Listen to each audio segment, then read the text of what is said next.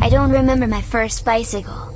I don't remember my first day of school. But I remember her. She was a cheap plastic doll with yellow yarn hair and one blue eye that never closed all the way. Every night before bed, I'd run my thumb over that eye until it clicked shut. "Now you can sleep," I'd whisper. She came everywhere with me. She sat beside me during dinner. She watched cartoons with me. When my parents argued downstairs, I took her into the closet because I didn't want her to hear them yelling. I thought I was protecting her. The day I threw her away wasn't important.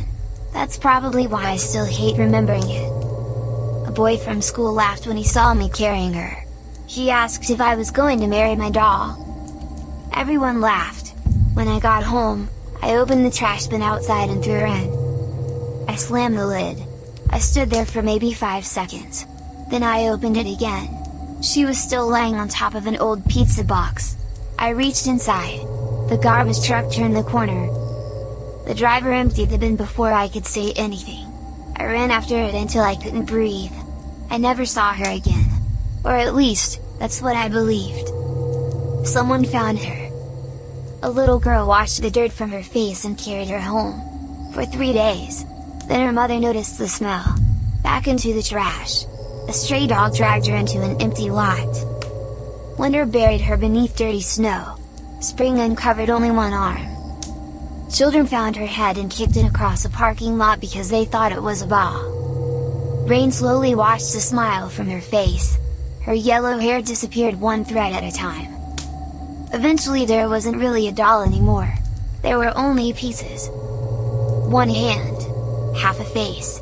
A cracked plastic leg. None of them knew where the others had gone. Years later, what remained of her was taken to a recycling plant. Broken buckets. Plastic toys. Laundry baskets. Bottle caps. Fragments of things that no longer had names. The machine ground everything into tiny colored flakes. Red mixed with blue. White mixed with black. No one could have said which pieces had once belonged together. Then the plastic was melted down. And turned into something new. Thousands of identical clear plastic motel key tags. Cheap. Light. Forgettable. I was 32 when one of them ended up in my pocket.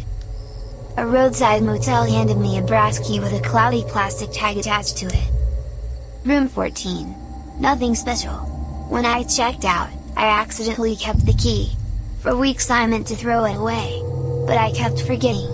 Eventually it became just another thing that lived in my pocket. One rainy evening I was crossing the street after work.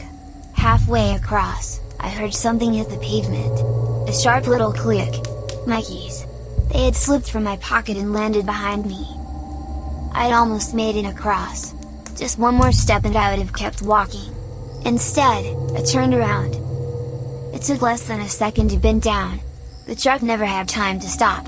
Later, the police returned everything they found beside my body. My wallet. My watch. My phone. The motel key. The brass key was bent. The cloudy plastic tag wasn't damaged at all. The officer placed it into an evidence bag. Before sealing it, he absent-mindedly turned it over. Something was trapped inside the clear plastic. Not a face. Not a hand. Just one tiny blue eye. It was still open.